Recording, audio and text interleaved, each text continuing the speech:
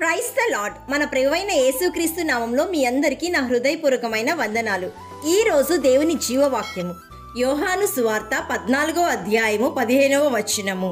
మీరు నన్ను ప్రేమించిన ఎడల నా ఆజ్ఞలను గైకొందురు. John chapter 14:15. If you love me obey my commandments. ప్రియ సహోదరి సహోదరుడా, నీవు నిజముగా యేసయ్యను ప్రేమిస్తున్నావా, లేక నిన్ను నీవు మోసం చేసుకొంచున్నావా? ఒక్కసారి ఆలోచించు. క్రీస్తు చిత్తమునకును ఆయన ఆజ్ఞలకును విధేయత చూపకుండా క్రీస్తును ప్రేమించుచున్నానని నీవు చెప్పినచో నిన్ను నీవు మోసం చేసుకొనుచున్నావు. ఎందుకంటే నా ఆజ్ఞలను అంగీకరించి వాటిని గైకొను వాడే నన్ను ప్రేమించువాడు అని దేవాది దేవుడే స్పష్టంగా తెలియచేస్తున్నాడు. అయితే ప్రియ దేవుని బిడ్డ, క్రీస్తు యొక్క అత్యున్నతమైన ఆజ్ఞ ప్రేమయై ఉన్నది. ప్రేమ లేకుండా విధేయత చూపడం అసాధ్యమే. నీలో దేవుని ప్రేమ పరిపూర్ణమైనప్పుడు నీలో ఉన్న ప్రతి అవిధేయత తీసివేయబడుతుంది.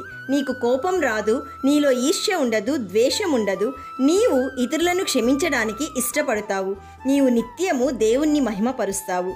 My dear friend, today the Lord God Jesus Christ is asking you, do you love me more than this world? You can answer your self దేవుని బిడ్డ, మన ప్రభువైన యేసుక్రీస్తును శాశ్వతమైన ప్రేమతో ప్రేమించు వారందరికీ ఆయన కృప కలుగునుగాక. ప్రార్థన చేసుకుందాం, ఏకీభవించండి. పరిశుద్ధుడైన ప్రభువా, ఈ రోజు మాకిచ్చిన ఆజ్ఞను బట్టి నిన్ను స్తుతిస్తున్నాము.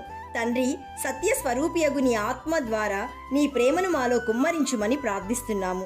ఈరోజు జీవవాక్యం వింటున్న ప్రతి ఒక్కరూ, వారి కుటుంబాలు నీ ప్రేమతో నీ కృపతో ఆశీర్వదించబట్టకు కృప దయచేయుమని ప్రేమామూర్తి అయిన యేసయ్య నామంలో అడుగుచున్నాము తండ్రి. ఆమెన్. God bless you.